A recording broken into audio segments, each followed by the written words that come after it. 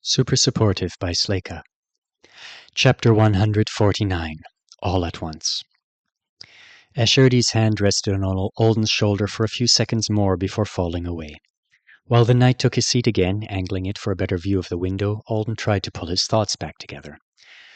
I'm sorry for babbling. He'd already said that. Sorry for not being myself today, or for showing you the parts of myself that are kind of crazy. On second thought, apologizing again when the man had said there was no need for the first one probably wasn't the best idea. Alden had already been lightly admonished for excess humility. He was sure Ashurdi had a painful zinger for people who kept saying sorry for things that weren't really controllable. Alden was just embarrassed to have blurted out a bunch of morbid questions that showed he wasn't as cool as he wanted to be. Uncomfortable to have shown an expert on the way things fracture that he wasn't quite glued back together from the blows he'd taken before his recent one. You are frightened of more than seeing the body of Zeredi Und. I am very happy that the contract is well, he said awkwardly. Thank you for telling me. I wish everyone could be comforted by such easy assurances. Is there anything else you want to ask me? There were 1,000 questions Alden wanted answered, and so few he felt comfortable asking. This kind stranger had saved his life, and he could ruin it just as easily.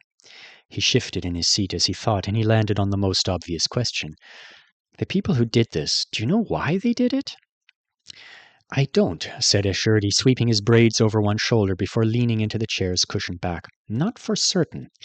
And whatever stories lips may shape in the coming days, no one else will be completely certain either, unless we manage to find something new. You are of course aware that your contract can know your thoughts? Alden nodded. He was under the impression that it didn't constantly know everything he thought, but it could know anything. And you're aware that your thoughts aren't something the contract is supposed to share? Alden remembered his first ever chat with the blank system mannequin and its explanation about why it wouldn't be tattling to the Artonans about the existence of the gremlin.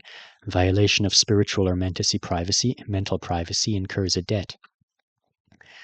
Yes, I know it has rules about that, and messages sent through it are private too. Ashurdi nodded once. But if someone wanted to destroy the world, and they had the means to do so, the contract's silence would be more costly than breaking that rule. The same would be true if a person wanted to destroy this place, or to murder millions on an Isidora. Avowed are usually free to act as you wish and use your powers to harm who you will, but there are limits. Asking why the limits weren't harsher was bound to be dissatisfying. So it was an Avowed who planned the attack, he asked instead? It was an Avowed. But it seems the plan didn't exist until almost the moment the act was begun. The contract would have given warning sooner that the person could have been stopped if there had been signs. Alden watched the sun rise while he considered that. There were no clouds in the sky, and this room where he and the knight sat was high enough up that the waves appeared small. So it was just random, he said at last, one human being suddenly deciding to do a bad thing. Does that answer satisfy your unquiet thoughts? I don't know. He touched his good hand to the bandage on his cheek, remembering the unstoppable force of the waist-high water that had taken him off his feet the first time. In that moment, he'd been as helpless to control what was happening to him as a doll tossed into a washing machine. Ashurdi had said Alden's luck was bad, that he'd had the misfortune of being too close to too many of the cracks. His luck was bad, but if it had been a little worse...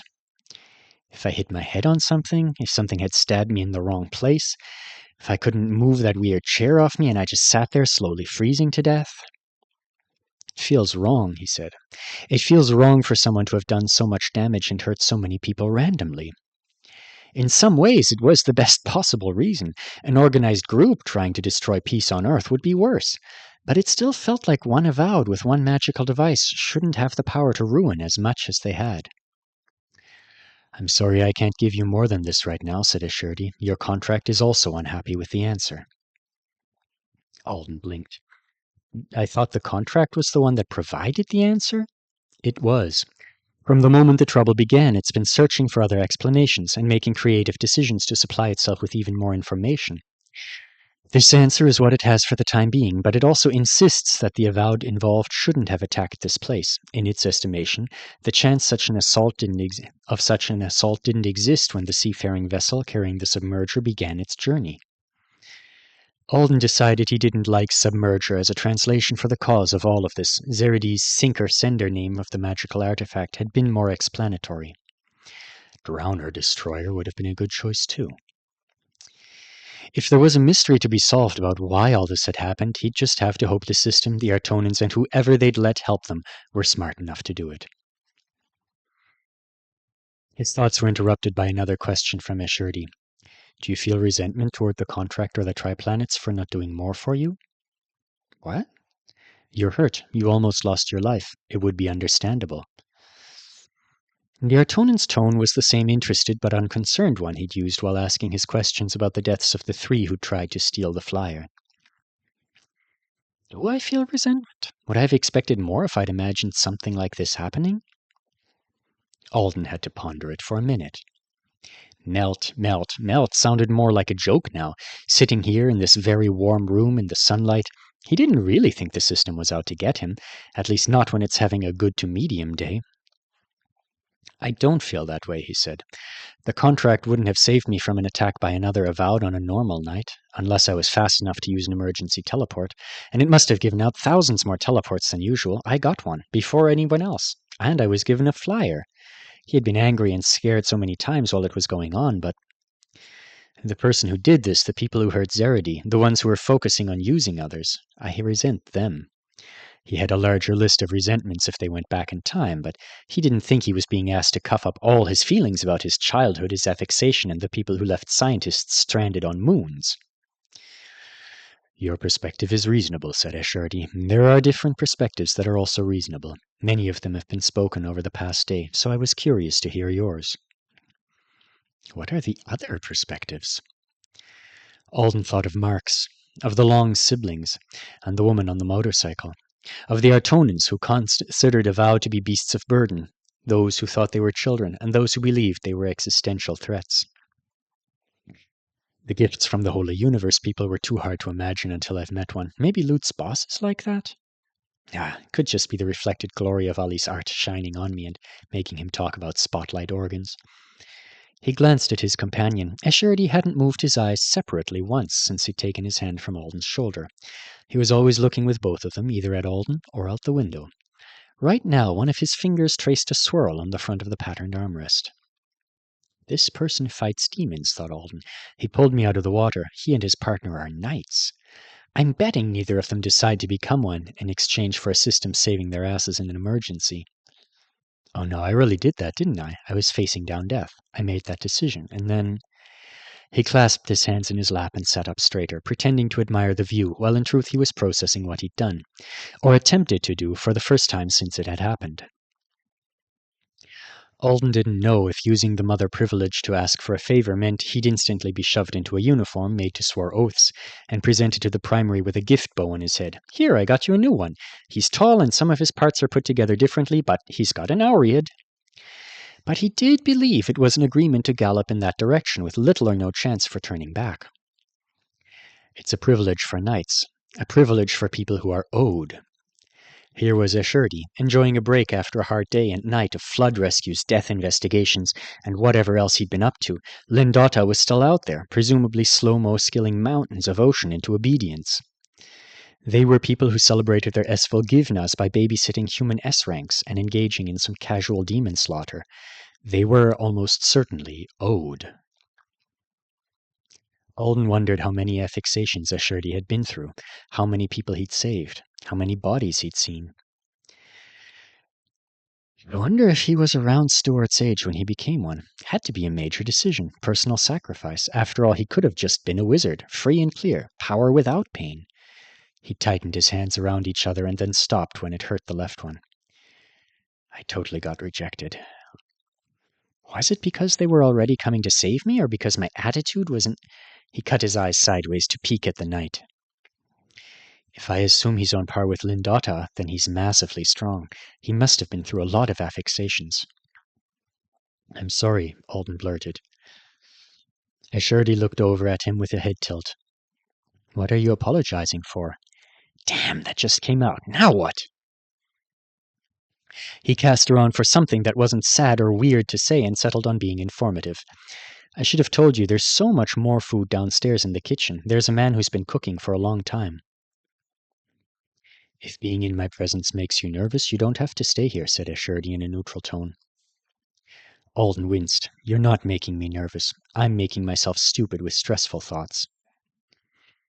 I doubt my questions about people who tried to kill you helped. But if that's how it is, why don't you pull out the task you were working on when I found you? That particular task was so far from Alden's mind now that it took him a few seconds to come up with what it even was. The essay I was writing for school? You seemed well occupied with it before I interrupted, and it's my intention to sit here quietly for a time. Your company isn't required, but it would be welcome.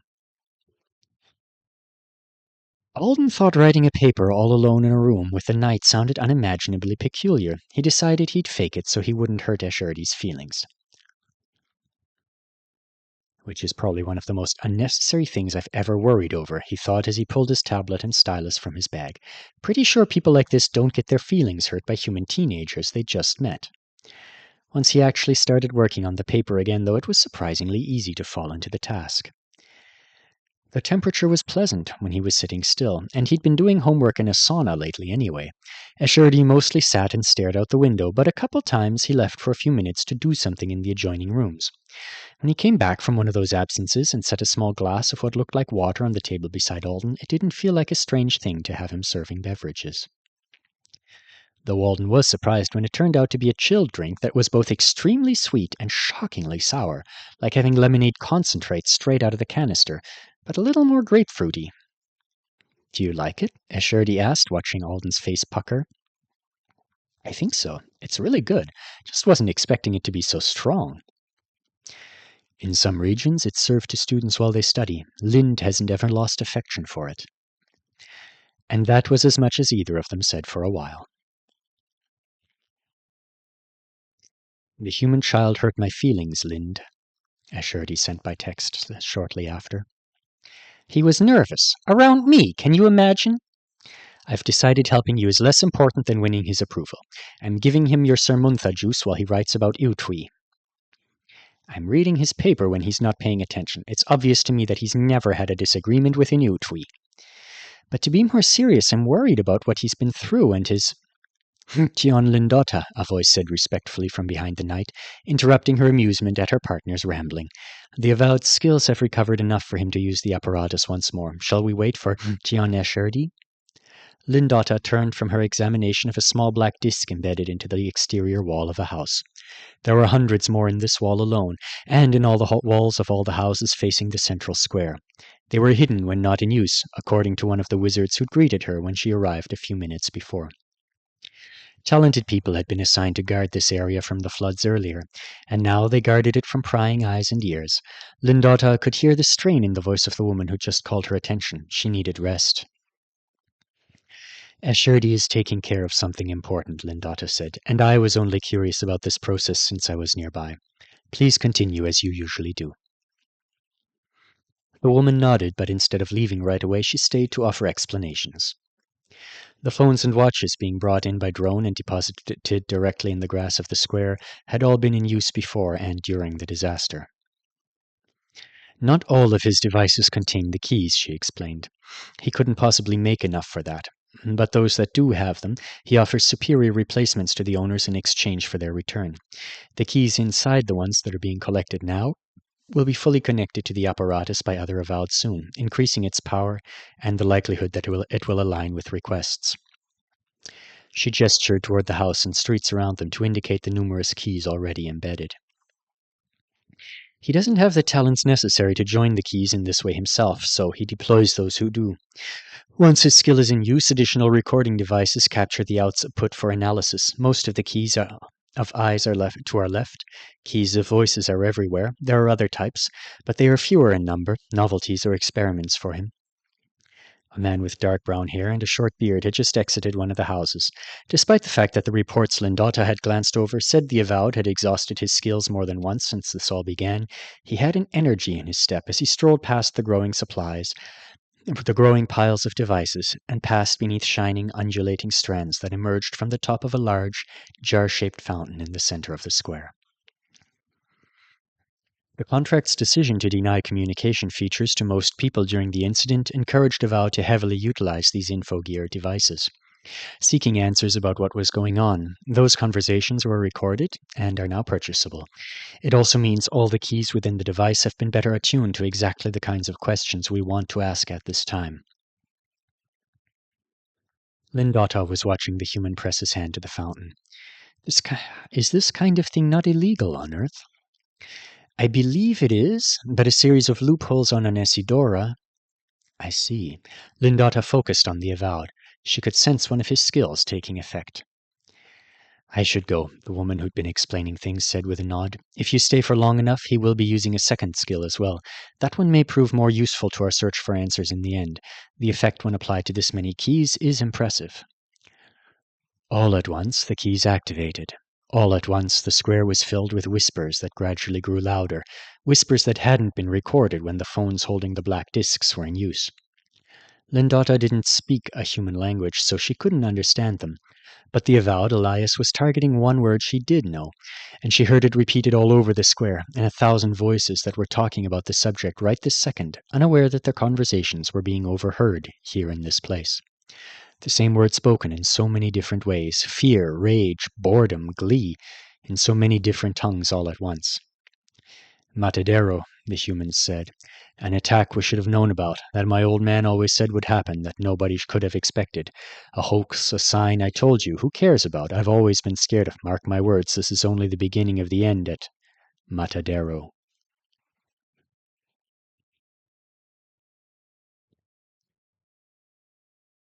A deep, pleased noise from the back of Escherdy's throat caught Alden's attention, and he looked up from the final read-through of his paper. It was a good essay. He was going to be annoyed if the assignment was cancelled rather than just postponed.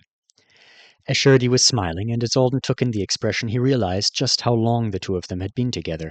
Didn't knights have better things to spend their time on than watching Reabits do their homework? Maybe this was his version of sleeping. Maybe he's gotten so powerful that he just does downtime instead of actually going to bed. Not sure if that would be great or terrible. Zerdy und will survive and be well, said Escherdy. Alden dropped his tablet onto his lap. She's out of... Surgery would be the wrong word. She's out of the fake healing grove, the room with all the plants in it, he asked. If I remember that particular ritual correctly, she's probably in the fake healing grove with everything but her nose and mouth buried in a pile of dirt. But that's good. Relief and excitement sent Alden to his feet before he could decide what he thought he was going to do on his feet. Oh, I guess I shouldn't go stare at her in her pile of dirt. It's all right with me if you do, but some of the smokes in the room might have an unusual effect on a human. Alden sat back down. I have sent a message to Porty Loth, said Escherdy, suggesting that I might take you to a human healer since he's going to need several hours to recover. He's trying to convince me that they'll definitely kill you because they won't understand what he's already done to you. I'm sure that's a lie, he frowned. What's your preference? Alden almost said he didn't have one, but that wasn't true. I really want the gash on my hand healed as perfectly as possible, he said. So whatever's best for that? It was a little silly. He thought that even if he had a scar or some pain, his hand was still going to move well thanks to the stats. But he'd been trying for more perfection with his spell casting by really paying attention to the feel of his fingers when they were in action, and if they felt slightly different because of an injury, all of that work would have gone to waste. If you want something healed perfectly, it's best to never let it be healed imperfectly. According to the contract, there are some excellent avowed healers on Earth, but most of them will be very busy too. If you don't mind waiting for Porty, I'll wait if he can do it. He can do it, said Escherdy. You might end up buried in dirt, but it will be done. And I wanted to keep you here longer anyway. Here in this room, or here on... In the cube, Escherdy clarified before he could ask. Bashnor is on an Isidora. Your involvement with the deaths at his residence and the fiasco with the flyer could make him decide to approach you. He has no reason to come here. I plan to make sure he knows you're not a tool for him to leverage, and I'd like to reassure myself that there are no human laws that will trouble you. I know almost nothing about human laws, so that might take me a short while.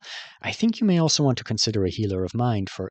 You don't have to do all of that, Alden interrupted. That's a lot. You must have so many important things to take care of. I will delegate whatever needs to be delegated. Bashnor at least you should let me manage. He is a little too powerful for anyone else to do it successfully, and Lind doesn't like politics. He searched Alden's face. Do you disagree? He couldn't. If Ashurdy really thought the ambassador might bother him, then Alden didn't have any way to stop that himself. I don't disagree, he said slowly, and I don't think there should be legal problems, but if there could be, it would be good to know. Ashurdy drummed the armrest of his chair with his fingertips while he stared at Alden. I want you to tell me what else you need. You should think about it and do that. I'm not sure I... Start with little things, said Ashurdy. For example, what are you planning to do tomorrow? Why did this feel like a trick question? I've got to find something to feed a snake, or I need to get it back to its owner. I want to know what's going on with school. I'd like to find out what's happened to all of my friends and say hi to my aunt.